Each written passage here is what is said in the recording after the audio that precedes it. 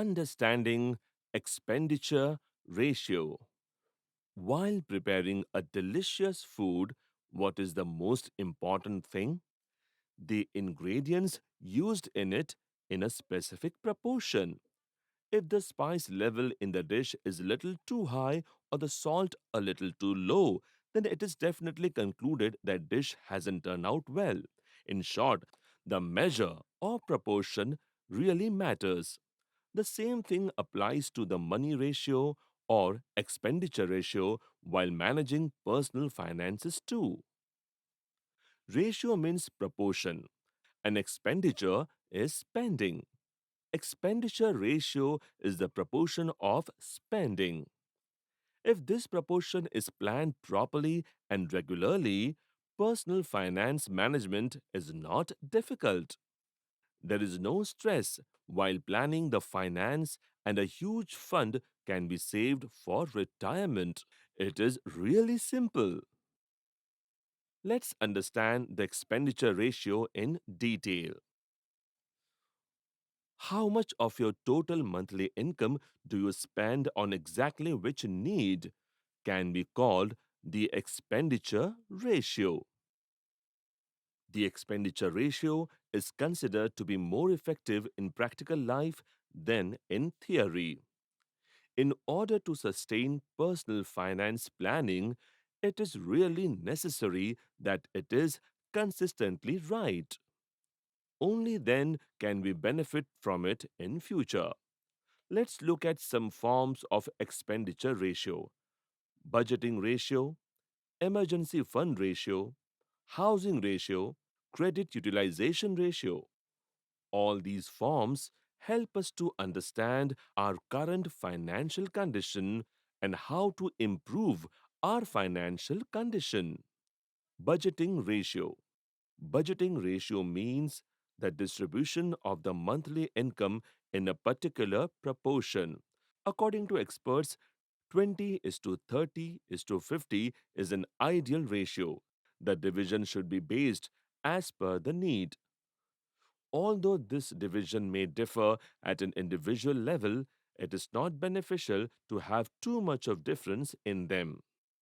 A few changes may be made depending on the individual needs, but it is certainly advisable to start with the proportion mentioned here: 20% for repayment of individual loans or saving for the future, 30% for individual expenses, 50% for other necessities. This ratio can vary according to individual needs. But out of this, the maximum 50% of the expenses have been allocated for living expenses. For example, food, clothing, and shelter are necessities.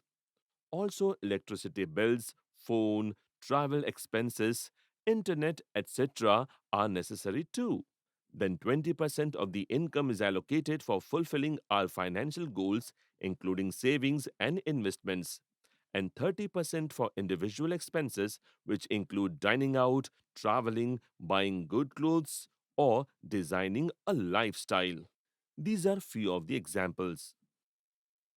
The 20% of this ratio, which is allocated for financial goals and investments, should be set aside first and saved.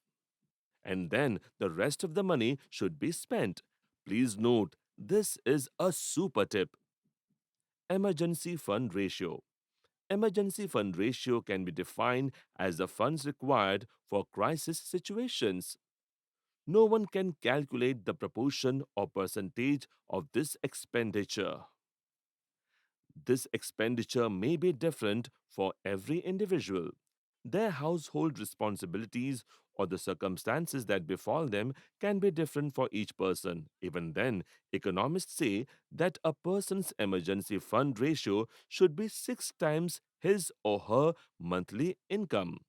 Only then can a person be prepared for unexpected expenses. In order to create this fixed fund ratio, it is necessary to reduce the cost of living, which is 50%, or the other expenses, which are 30%. This is another super tip. Emergency funds should be kept for job or business crisis, illness or sudden household expenses. Experts advise that the 20% put aside for savings should not be curtailed.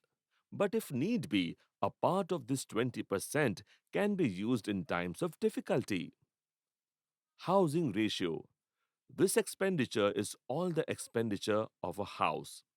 It may include monthly household expenses, rent or society maintenance charges, and funds saved for home repairs, etc. This expenditure can be included in the 50% expenditure. If you are planning to repair the house, try to add 5% to the 20% savings.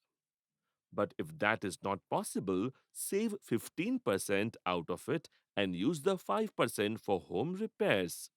This 5% can be spent from the 30% that you have set aside for other expenses. Credit utilization ratio. Every bank offers credit card facility. Taking into account a person's monthly income and bank transactions, a certain amount is given on the card as credit limit. A period of a few days is given for repayment. If repayment is not done within that period, then a penalty is charged on it. Use a credit card or credit utilization only up to 30% of the limit. Beyond that, it affects the CIBIL report. If the CIBIL report is good, there is no hassle in getting a loan. Just like you take care of your physical health, you should also take care of your financial health. The kind of diet you take, the importance you give to exercise, the lifestyle you adopt decide if your health would be good or not. Similarly, how you use your income, where you spend it, and how much you save determines how healthy you will stay financially. Financial planning is not a financial matter, it is a management skill. This is where the importance of the expenditure ratio gets underlined. You can increase or decrease the percentage of the expenditure ratio, but you should not vary the amount too much.